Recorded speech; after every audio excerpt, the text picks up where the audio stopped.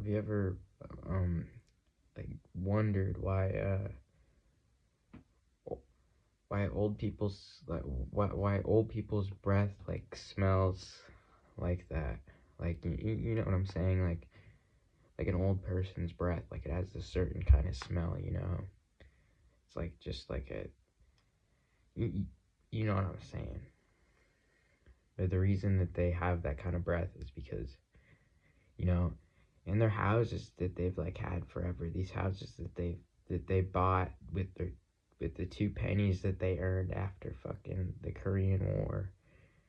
They they've had these houses forever, and they're fucking like around forever, and they can't clean them because they're old people.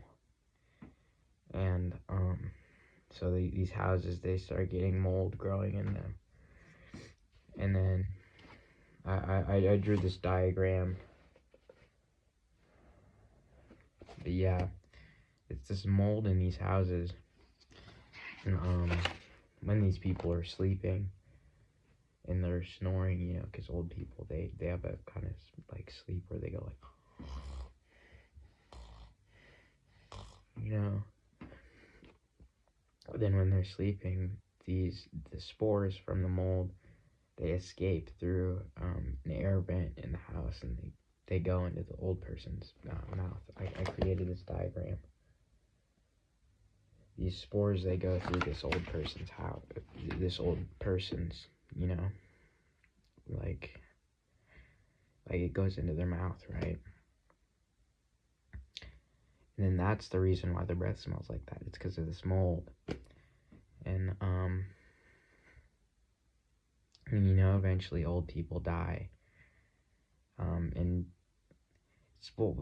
it's funny to think that to understand this, like, after you've realized this fact of like how these people's houses that they've had for their entire lives are like, it it breaks off into them, you know, with this mold. And then eventually, in a way, the house kind of becomes them. They become everything that their generation represented. You know, the only generation that could buy a house, you know, the easiest, you know.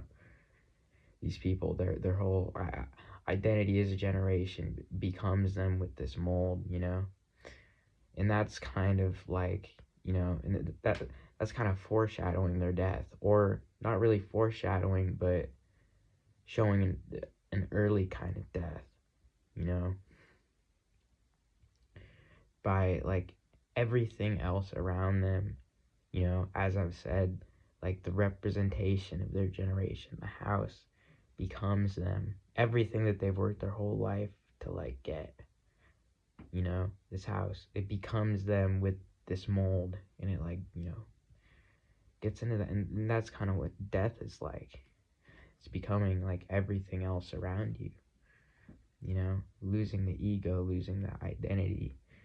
And you know, when these old people, when they're buried, like like the soil, like they eventually like become one with like the soil, like, you know, they mulch in, right? And maybe like a tree will grow out of it, you know. These old people that are getting buried, like the soil and stuff, and once they're in the ground, even their physical body, you know what I'm saying? Like, what I'm saying is that their physical body like becomes one with the earth and everything else around it.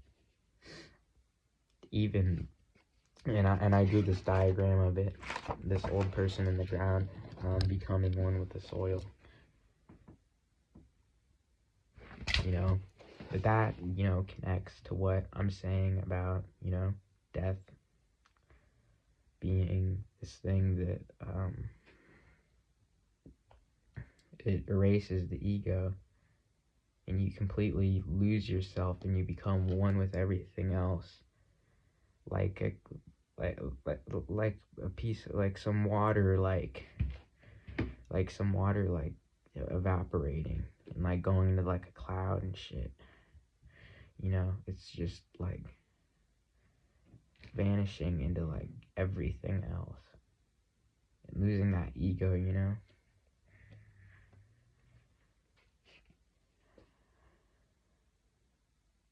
So yeah, thank you. Also, another thing, like, think about, like, the word dementia. Like, dementia for old people is like, it's like a pathway into death, right? You know, think about the word dementia. Dimension, yeah, dementia. That is like them, like, going to the next dimension. And the next dimension is being one with everything else. It's the absence of an ego and the absence of the individual, you know? And that's dementia. That's them. They're slowly losing connection with reality, you know, going over to that dimension, you know, because they're losing all of the things that they've known about the, like, individual world, you know, and they're forgetting it all. So yeah, that's just